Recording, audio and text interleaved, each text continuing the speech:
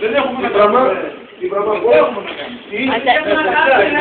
είναι μεγάλα τα φύλλα τα κομμάτια της ευακολάσεως.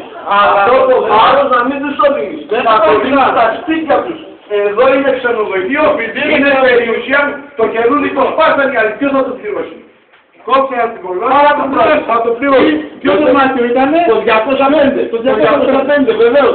Εκεί που πήρα και φώναξα. Και τους έβαλα η ώρα 4 τη νύχτα κράνια ορθούν, γιατί το πέρασαν εδώ. Σπίτι τους. Συγγνώμη, όχι, σε παρακαλώ. Το δωμάτιο να κλείσει πότε από την τραβάρετσι.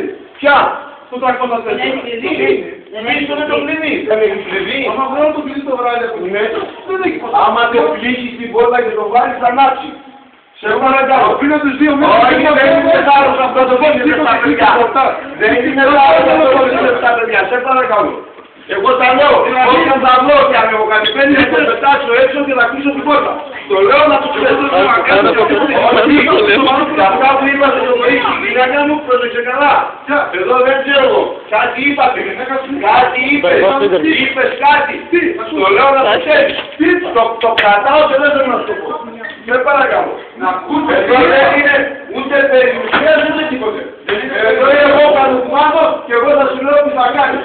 Ούτε τα παιδιά μας θα κρατάς πάντα κάνεις του μάτω σύμφωνα με το... Όχι, σε παρακαλώ, σε παρακαλώ, όχι, σε παρακαλώ. Πήρα τηλέφωνο στον κύριο Κυριακή, ξέρεις τι μου είπε σήμερα. Ξέρω, ό,τι μου είπε, γι' αυτό θα λέω. Γι' αυτό σε λέω όχι. Όχι, θέλω να το τελειώνω. Παιδιά,